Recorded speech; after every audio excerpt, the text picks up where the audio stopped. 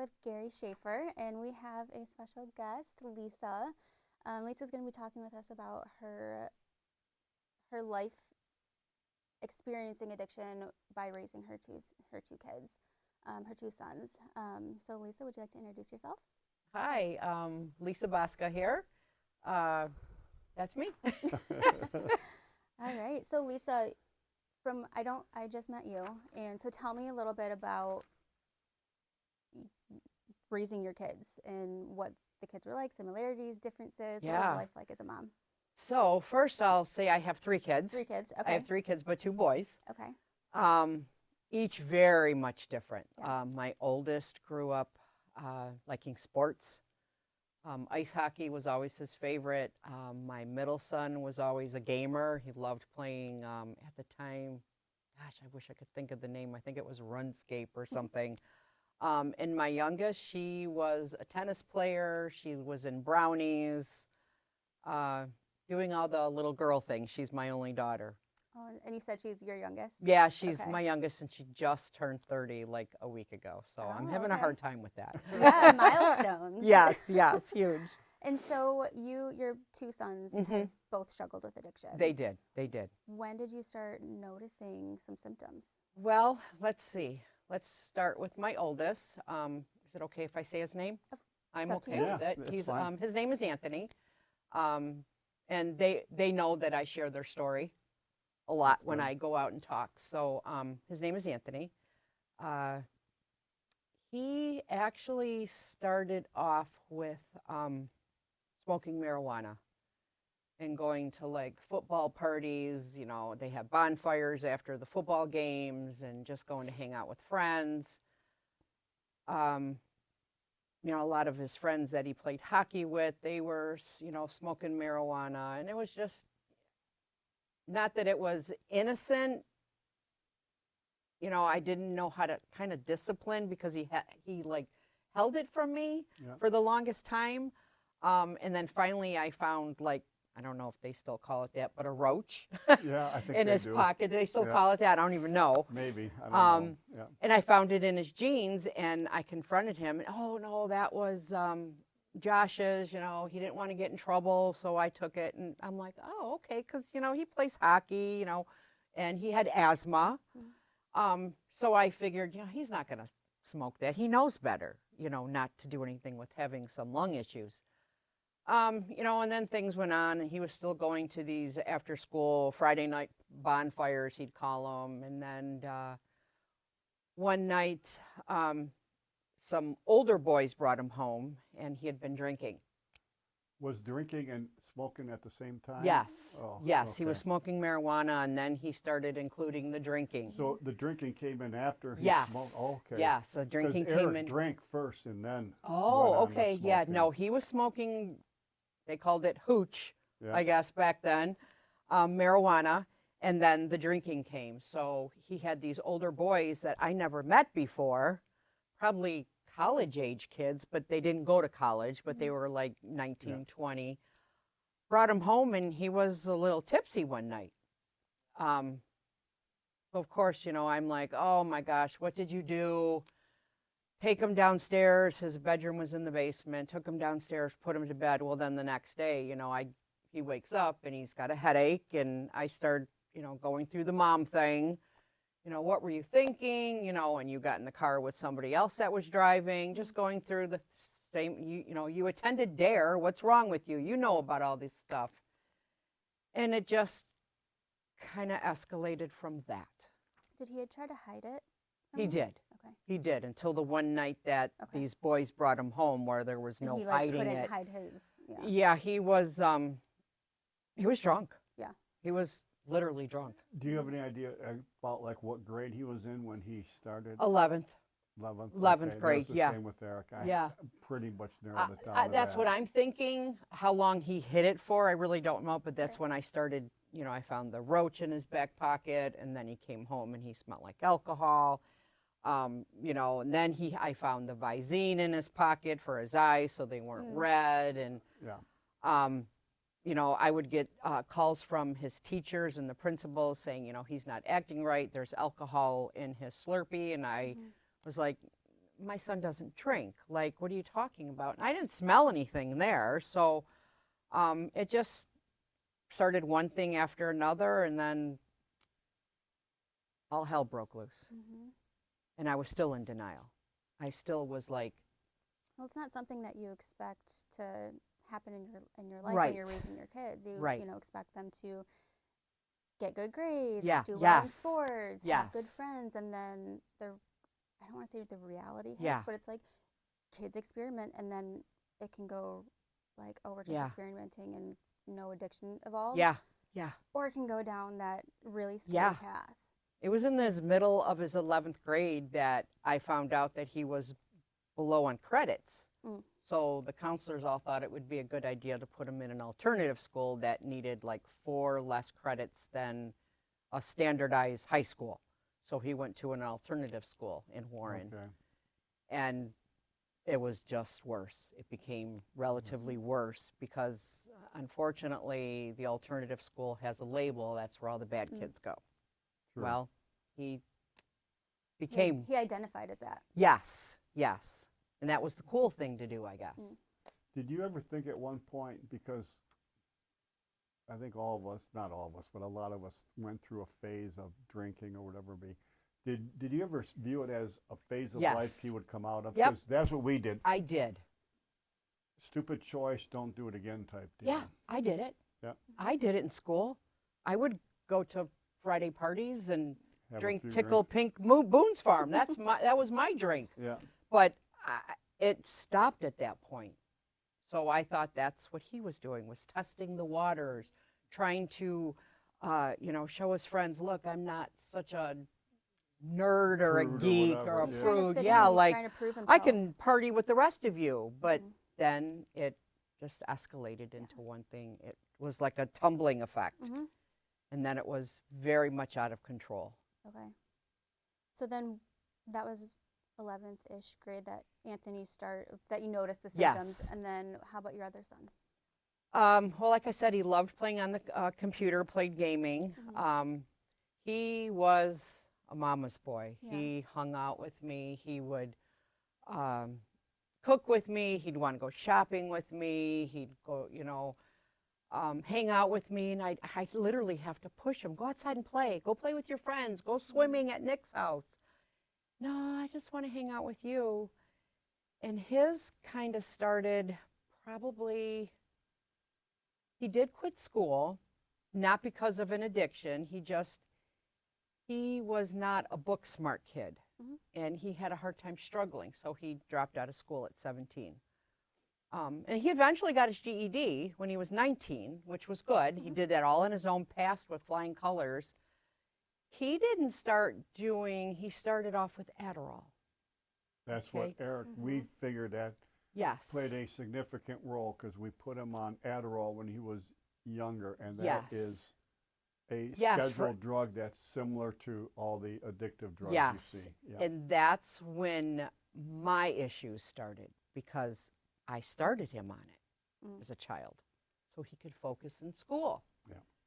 And it became, he went to a psychiatrist and they gave him all these different labels. He's got ADD, he's got ADHD, he's bipolar, he's depression. So let's put him on Depakote. Let's put him on this. And Adderall's not working. Let's put him on Ritalin. And I was feeding my son all this stuff, not realizing that it was hurting him, really, because he had the addictive gene, but I didn't know that at the time. Yeah.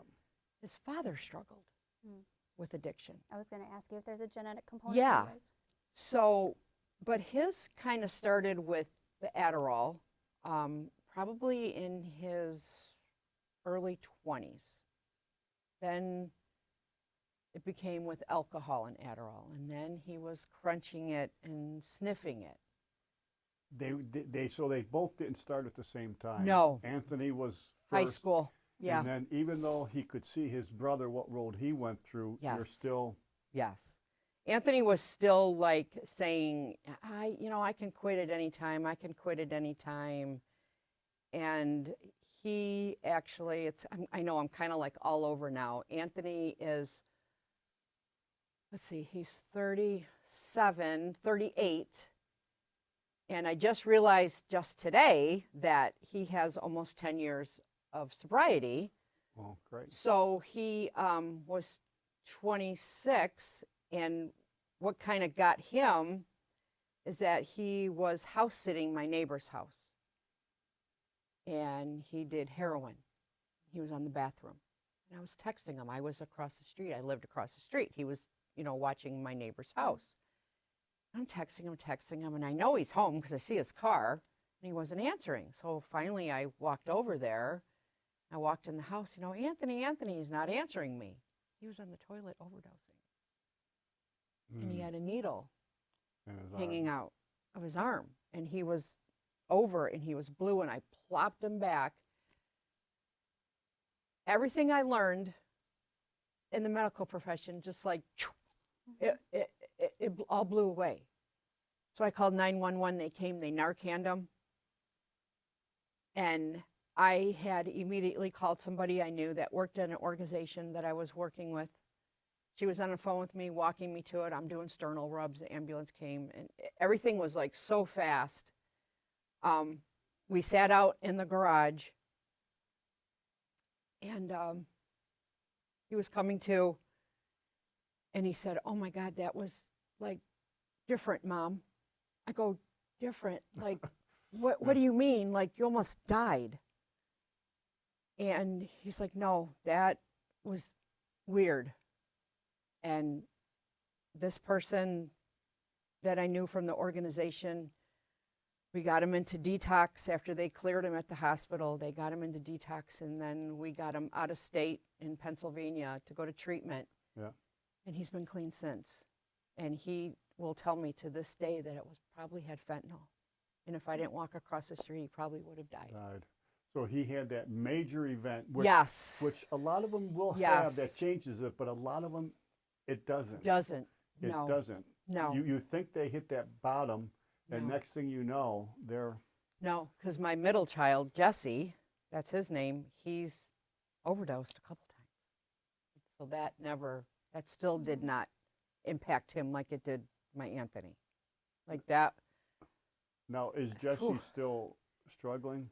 Jesse's incarcerated right now, or else he still would be struggling. Oh, And because okay. he's incarcerated, he has 2 months sobriety. Okay.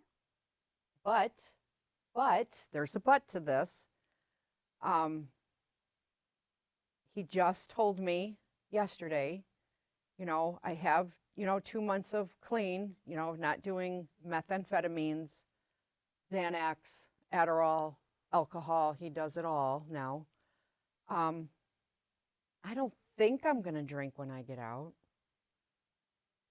And I'm going, but you've got 2 months. You've got a jump on this. Mhm. Like, why are you thinking that I think I'm not going to drink?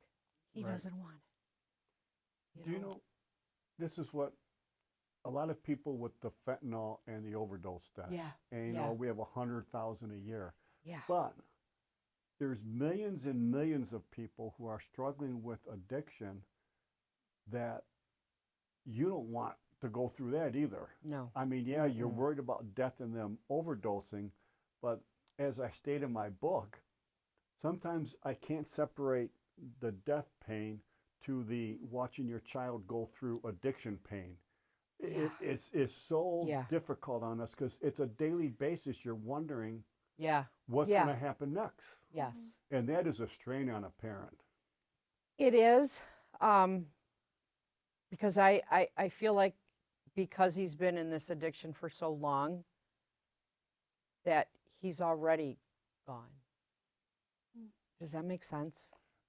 To a degree, yes. I'm kind of grieving him now because I already have a feeling in my heart. I know where this is going to end. And that's the thing that I'm trying to compare that when you Yeah. when you have the death, but then you see Yes. where your son Yes. is, I your can't. child is at. You can't. You kind of know. I You feel what path they're going to go down. yes, but to say I know what it's like to lose a child, like literally, no, I have well, no because clue. you haven't experience Yeah. what we did. Yes. But to understand the walk that you had up until, yeah. I do now. And Yeah. it is gut wrenching. Like knowing, are you going to have the police knock at your door and tell you they found your And child yeah. in an abandoned house?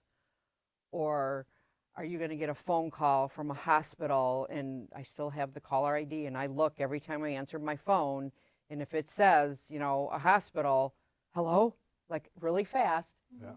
hi mom, I'm in the hospital. Oh, like your heart stops. You're glad you hear from him, but then you're like, you kidding me, Jesse? Like again? Yeah. It's so complex. There's so many Yeah. contradicting feelings. Like Yeah. there's that relief that you're feeling, but Yes. then there's maybe the anger, the The frustration, anger. and it's like, Like, how do you feel both those at the same how time? are you going to do But this it's- again? Like, what are you doing? Like, And does you- it feel like you've lost Jesse already because he's not the Jesse that you knew growing up? he kind of is thing? not the Jesse Yeah. like he was such a mama's, like Mhm. he always wanted to like hang out with me and Yeah. do all these things that a teenage boy would not want to do with their mom. They Yeah. don't want to hang out with mom. They want to go hang out with their friends like Anthony did. Yeah. Not Jesse. He wanted to always hang out with me. I had to push him, go play. And now, and Just a he drastic still to this shift. day, he will not lie to me. He will tell me the truth. He will tell me, yep, I overdosed. Yep, I didn't. I shot up for the first time. I'm like, why would you want to tell me this? I love that he's so honest, we but saw bruises on Eric's arm. I Yeah. thought that's when it really is like, wow, this is. see, I never saw him on Anthony. He always wore long sleeves, even in No. the summer.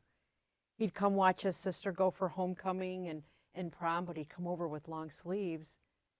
And I knew why, but I never said anything because he at least came and saw his sister. His sister never knew. Really? I hid it No? from her. No. Oh my gosh, no. My daughter never knew growing up. Never. My Okay. parents did not know. I couldn't. I Oh. didn't want to break their heart. We didn't. I don't think we ever told my parents, but they had to have some idea what was going on because we sent him out of state and he was Yeah. gone to Yeah. Florida for 2 Yeah. years. So Yeah. they had to know something, but we didn't give the details. Yeah. And Yeah. My mom had passed away in 2000, so she didn't know of any of this. My dad always saw the good in his grandkids. No, he's just going through a phase. He's yeah. going through a phase. He'll grow out of it, and then when they go to my dad, Papa, can I have, $20? Sure, give him Yeah. 50. Mm. So when I tell my dad, don't give them any money, Dad, they're doing stuff no, they're not, and Oh, that's yeah. Now, when Anthony went through it and you went Yeah. through all that, when Jesse started, I can't imagine what that was like to say, oh, now hell, what did I Here- do wrong? here I am going again down Yeah. this path. Yeah, I blamed myself. Yeah. I think I coddled Anthony because I was in such denial and didn't know anything about nothing. Like I knew nothing. And with Jesse, I kind of started learning a Mhm. little bit, but I was still in denial. Like not my son. He was a young Marine and hanging out with mom like I never thought. Did you ever go to support meetings I yourself? did. I went to Al-Anon. Yeah, Okay. probably a little too late, but I did. Well, that was the same for us. We went way too late. Way too late. Because way you too think late. you can manage them and Yes. fix it, but Yes. Yeah. it's not there. No, I got to the point where I was like hiding even from my neighbors because they were all, my son's going to Michigan State. Oh, and my son's going here. Well, okay. I'm putting money on the bank account at the jail because mine are in jail. And I didn't want to say that. I was Yeah. embarrassed. But now, like all the stuff that an organization that I work for, they really, really taught me so much. And I kind of feel like I am forever grateful that they taught me this. But then also Al-Anon. Al-Anon taught me an awful lot. And then I started a family recovery coaching program with this organization. So then I learned more, and I was like a sponge. I wanted to learn everything. I read every book and read every Al-Anon suggested book and went on the internet and researched and knew what was a class action 1 drug. I never knew any of that stuff before. Do you think that trauma of your boys falling into addiction created almost that obsession for you to learn about it? Yes. I was obsessed on helping other people that struggled with addiction because I didn't want them to go down that rabbit hole that my kids went down. And I didn't want that family to go down that rabbit hole that I went down. I was like, I had 2 phones. I fall asleep with them next to my ear. Like, I never let my phone go unanswered without trying to help somebody get into treatment or talking a family through crying at 1 o'clock in the morning because they just got the call from the hospital that their son overdosed.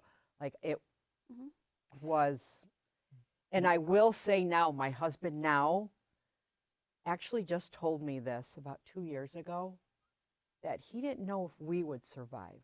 Because of your obsession? Yes. Yes. I was just about to ask you that. Yes. You took yourself away from... Yeah, my husband. I took myself away from that, and I was on the clock 24/7, and I It's like you forgot you about went from him. being married to him to being married to your work. And we were still newlyweds. Mm.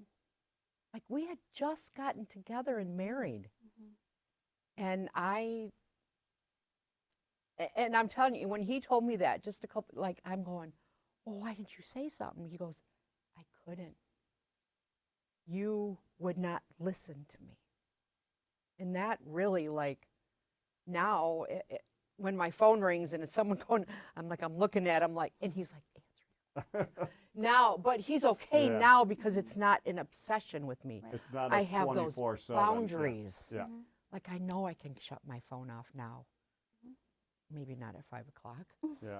Maybe not at 7, but at 9, I shut it off. It's better you than know. having it on 24/7. Yes. Yes. And it's progress. You know, Al-Anon also taught me we create limits and boundaries for our kids, but you've got to create boundaries for other people also because they will infringe on you. And they were. And you got to say, hey, you can call me. Yes. Don't call me at dinner time because I'm with my wife and kids. Or you can call me at night until 9 o'clock, but you got to create boundaries for other people. Yes. Yes. And even when my grandkids are over, you know, I shut my phone off. I'm in that moment with them. You deserve to have that. You know, if my husband and we go out to eat, my phone is on, but I don't go, I'm not answering it like right away. And it could, you know, it could be somebody else because people still reach out to me. Yeah. A family still reach out to me. Now, the organization you were working with, you were working with people in recovery. So they had already crossed that line into addiction. Yes. And we have to get in front of this issue because 90% of people who suffer from SUD start prior to the age of 18. Yes. And a lot of it, and we were parents in that boat. We didn't have the knowledge or we weren't aware. Things I did wrong was drinking. They say, do not drink to intoxication in front of your kids. I mean, you'd go to a big family gathering and some people are excessively drinking. And Italian you're and Polish. not to expose that, your kids to that because they can normalize it. Yes, because, well, like I said, with my 2 nationalities, it was nothing for a grandma to say, oh, let her have a little taste of vino. You know, and at dinner I would have, maybe it was a little, but I wasn't 21. I wasn't 18. Yeah. Like I was 14, 13, 12 having a little bit of, you know, a little bit of wine. Yeah. That was nothing. We didn't, so I thought, you know, it was okay. Yeah. So on special gatherings, I'd have, my Italian mom and dad over, and we would have wine at dinner. And I tell the kids, okay, it's Christmas. You can have, not thinking that two of them had that gene. Well, plus when you were growing up and you were having a small Yes. amount, you didn't fall into the addiction. Right. No. So you didn't No. expect Right. the boys to fall into that. Yeah. I couldn't imagine where it was coming from. Like even having, their father that struggled with addiction, which at the time I didn't know. I thought it was just him wanting to drink and, take Oxycontin because of a back injury. Yeah. I had no idea, and I'm telling Mike, oh, leave your dad alone. He's got the flu, Yeah. which he was going through withdrawals at the time. But I didn't know it was an addiction at that time. So, I learned from Lisa in a previous interview that we did from Henry Ford Maple Grove.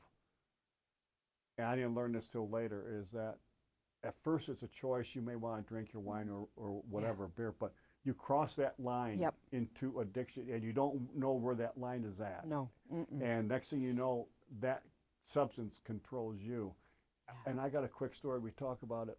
When one of our kids graduated, we had a party. Mm-hmm. And they wanted some of the kids to spend the night. And we said, okay. I caught a kid going into my house who was going to spend the night. He had a fifth of Jack Daniels he was going to take down into Yeah. the house. Yeah. And I grabbed it and I said, I don't think so. Yeah. And Yeah. I opened it and I poured it out and I said, you can go down now. But I'm talking 12th grader Yeah. with a fifth of Jack Yes. Daniels. Yes. It's kind of like, Yeah. I Yeah. was shocked. I shouldn't have been, but I was to Yeah. a point. And even to this day, I go to graduation parties, and Some parents kids are drinking. are allowing this to happen. Mm-hmm. They think, well, we're not going to let them drink and drive. They're going to stay here Yes, in the yes. house and drink, Mhm, not mhm. understanding Yes. what's going Yes. Mm-hmm. Yes. And it takes everything in my power not to go, can I talk to you for a minute? Like, on. Now, Emma, you're much younger than us. yes. In your high school days, kind of what did you see? Well, like my experience personally is I was afraid to touch alcohol. I had two uncles who had passed from alcoholism, and so So growing you up, had the experience of seeing what the alcoholism I could do. yeah, Wow. I saw that they got very sick, and it impacted their marriages, and they each had two kids that watched them die, and so that traumatized me, Traumatized and you, I was yeah. terrified to touch alcohol. And so I never really, I guess you could say, fit in with a lot of kids Yeah. at school A lot because of they would the be partying. partiers, Yeah, yeah. they'd be partying, they'd be drinking, and it just wasn't a scene that I was comfortable in. So I steered very clear while other kids were they're Not. out drinking. And I remember hearing people say that, yeah, our parents just keep our keys. Cool, I'm glad you're not going out and driving, Yeah. but it's impacting your body because you're still developing. right. Yes. Right. Yes. Hmm. Your body Correct. becomes dependent on that. Yep. Especially have the Mhm. predisposition of the Yeah. genes. Mm-hmm. And But I back tell a in lot of our my kids time that. era, drinking was like a right almost. I Yeah. mean, it seems Yeah. like, oh yeah, I mean, 11th, 12th grade, Yeah. you sneak out and have. Now, what was bad at my age, my group was 18 was the drinking age. Yes. So yes. now we could get it into the schools because you had kids Mhm. in school who were 18 years old. Yeah. So Mine I was mean, going to the drive-in theater. Everybody piling in the car and yeah, drinking. Yeah. Mm-hmm. But some of them, went down the path that we've seen our Yes. kids go down. Yes. We didn't. We were Right. lucky. I was fortunate. I was blessed, to be honest. I like to drink and go out. Yeah. We would drink before we go to the bar. I could have easily went down that path Yeah. based on Yeah. my excessive drinking at work. At lunch, we'd make a quick drive down to the Yeah. bar and have a burger, fries, and Yeah. 2 beers and go back into the shop. And so Yeah. I'm sure that's why maybe, I don't know if this is too strong of a word, but like almost blindsiding when Yeah. your kids Yeah. become addicted No, to that's Oh, yes. that's a good word to use. Absolutely. Yeah. And then we sit there and say, how come you just don't quit? What are you? Oh my gosh. What are you doing to yourself? But then you realize what addiction is, and How it's many not times I've something said that. that they can just quit anymore. Yeah. It's not a choice anymore. It's their Yeah. body like needing it. Yeah. Your body, and like Eric said, I need it to function. I need it to That's- get through the day. He'd wake up at 2, 3 in the morning because they would take something to help him sleep, and then Yeah. take something to help him get through Yeah. the day. It was a vicious cycle Yeah. that they went through. Yeah. And that's kind of what Jesse went through as a teenager before maybe his addiction started back then with the Adderall, and then to keep him going and focused, Yeah. and then the Depakote at then night you to find settle him something else. down. And that, now that we're talking about that, I guess I never thought about it like that. So yeah, maybe it started when he was a teenager. You've read my book. Yes. The way I explain what we went through, is that very close to what you went through? Yeah. I mean, you're- take aside the death, but working with their Yeah. addiction. Yeah. Yeah. Actually, yeah. Yeah. It was like an up and down roller coaster, the treatments, in and out of treatments, and they're good for this, and then you have hope, and you're hanging on, and then they go back down, and then they rabbit hole again, and then they go back to treatment, and it's like, yay, we can have a dinner together, and Yeah. up and down, up and down, up and down. People think when they go to rehab and they come out, they're cured, like they Oh, just got cured of They have so much energy. like they're cured from some disease Yes. that's Yes. curable, which addiction is not Yes. curable. Yes. While they're in treatment, I mean, yes, they're in therapy and they're talking about their triggers and their traumas, but they're not exposed to them in their normal Right. environment. So Yeah. Right. they're in a very secured, like, I don't know the word I'm looking for, but an environment that's very structured. Mm-hmm. And Right. so when they leave treatment, they're exposed to It's everything. not the same Yeah. structured environment. No. And so now they have to go face work. They have to face peers. Yep. They have to face family. They have to face Friends that are still out there. Exactly. They're Yeah. social groups. And so they Yeah. get re-exposed to these things, and it's easy to fall right back into Yes. it. And Yes. so when they leave treatment, they have to maintain that. They can't just Yeah. leave treatment Right. and go dive back into life. Right. Right. Right. And they say, I've heard people who have been clean, and I'm sure your oldest will say this, for 2 years, you do nothing but concentrate on recovery. On recovery. That is Yes. it. Yes. You stay away from relationships. And I think currently, too, and this is, which I explain, is we have to understand their capabilities when they come out of Yeah. when they come out of a rehab or they're in recovery, because Yeah. the amount of stress. Some are not ready to go to college and take a No. 12 credit workload, or go into a job that is No. high stress. So, Yeah. because that are triggers that can put them right back into where they were. And Anthony knew, like I said, he went out of state for treatment. Anthony knew his biggest trigger was Michigan. So when he left, he never came home. He said, I just can't. I right? can't. Even after a year or 2 years, I can't. So he currently still lives out of state. He lives in Florida right now, married, has a child, doing very well. But Good. when he'll tell me sometimes when he's driving home from the airport and he's driving on 94 and he's going down Cadieux, he says it pops into his head like Or when he comes to when he comes visit, home to visit. And going past those areas. yeah, going past, those are his triggers. And he says, I know I would never go back, but those thought comes back in his head. It's like a muscle And- memory kind of thing. It's a memory thing for him, but then he realizes how blessed he is to even be here now. And he'll pick up the phone and he'll call somebody. He'll for come him. here and he'll call somebody he knows that's in recovery. But he will not, like, Mom, don't say anything on social media, I'm coming home, because he's afraid. People will look for him and say, hey, let's hang out, let's go have some beers, Good for him. and he just He knows. doesn't. He yeah. recognizes that. Yeah. And that's where, they have to totally change their lifestyle. And- Yes. And some people don't realize that about going into addiction. your life changes. Even though you're clean, Yep. your life changes for your Yep. entire life. Life. Yep. A good friend of ours, he's a sports fan, and him and I follow some of the sports teams, and we were going to go out of town Yeah. to see a football game. He asked me, well, is there a lot of tailgating at a football game? Yeah. There's a lot of tailgating, and his substance abuse was drinking, and Yeah. he kind of knows Right. that's kind of Right. off limits. I can't go through that Yes. because Yes. it's putting me at that edge. And he's Yes. been sober for over 20 years, and he's still at that point. Yeah. But enough about addiction. Yes, You worked for an yes. organization that you were passionate about working with people and recovering. Yes.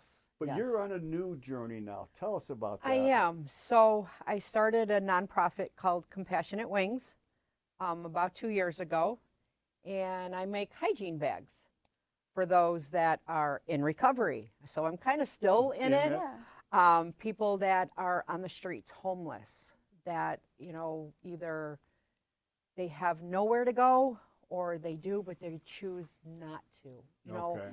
And I have found out that even people that are on the street homeless, they have their own community of friends out there, and they want to stay out Yeah. there. I found out that there's places that have tents, and they call it Tent City. Yeah. And I've got to meet these people. So yeah, so I started that, and How did you find out about it, though? I mean, did you just recognize that through your previous organization?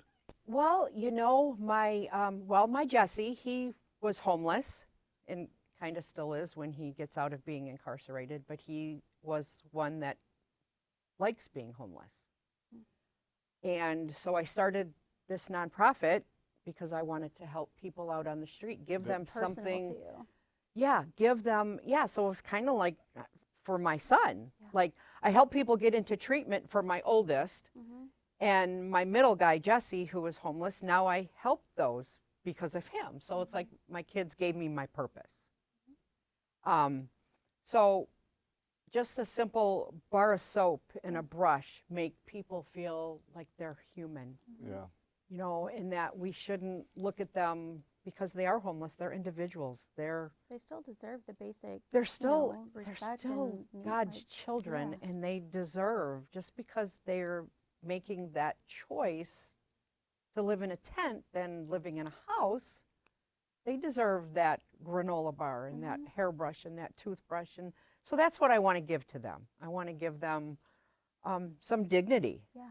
And, you know, and they don't have a money, you know, to buy these stuff. So I have a drawstring bag that I give out, and, you know, I put all these different hygiene products in. And, you know, for the girls, I give them the feminine products. And then in the winter months, I put in a throw blanket and hand warmers and feet warmers. And then I give them resources where they can go and get clothing. I give them resources where they can go for a hot meal. I give them a resource where there's a traveling shower that travels in our community that they can go, and I'll even meet them there and say, you know, here's your body soap. Here, take your shower. Here's your bag. You know, God bless you. And I've been doing it for a little over 2 years, and now I'm close to 1,500 bags that I've given out. Wow. And I don't do this on any grants. I don't want to get big like an organization. I want to stay very small and intimate. So I am ran strictly on donations. Wow. And I have such a small group of people that if I say I need deodorant, like I have an Amazon box at my door. That's so cool. Yeah, I absolutely love it. And, you know, am I smart You about? will have to give us your address so Yeah. we can help out. Yeah, so I do have a website. It's Compassionate Wings, compassionate-wings.org. So I kind of went up and have my own website now, which is something I never did before. But I actually go out in the community and I help other people that are in recovery go out and they do outreach. I come along with them. Sometimes I go on my own, which I know is not safe. You know, my husband gets very upset with me, so I have promised him that I won't do this alone anymore. But I would go up and down Gratiot, you know, 6 mile to where I'm at in Richmond, and just, if I see somebody on the street with a sign, pull over, give them a bag. Mhm. On the Cool. hot days when we had like over 100 degrees, I was going up and down with water, granola bars, and the liquid IV powder that Yeah. you'd put in water, and just give those. You know what? I am so proud to even call you my friend. Everything you. that you have Well, the accomplished same for since you, I've yeah. met you, like, uh, you are someone that I would feel comfortable coming to going, I'm feeling myself going back to that way. Like, uh, when I read your book, I was like, I felt like I was reading my life. Mhm. And now you want to go share that, and that is like very commendable. And your boy is definitely looking down on you. Thank He you. really, really is. And I'm very sorry that I never got a chance to know him, but I tell you, he is very proud of you right now. Unfortunately, we didn't get together till it was a little bit late. Yeah, that's true. But yeah. yeah, I've known this man for, gosh, 11, 10 years Something now. like So that, yeah. Mhm. yeah, and look at us. We're healthy. We're good. Yeah. That's amazing. I mean, Yeah. like you said, you're going to have to put in the work every Yeah. single day, Yeah, but that's the choice that you're making, and you're doing it for you and for your Yeah. families and Yeah. for the people that you guys are touching in the community. yeah, yeah, Even that one person, it still makes it worthwhile what we do. yeah. Yep. That is my goal. If I can pass out, before it was one life a day, Mm. and if I can make a difference to one life now, whether it's treatment, give them a water bottle, make them feel like they're important, Mhm. then I did something, and I can go to sleep at night. Mhm. So, yeah, I only give them what they're willing to take. Yep. And I've learned that. You can't Force force it. them to drink that water, Mhm. but yeah.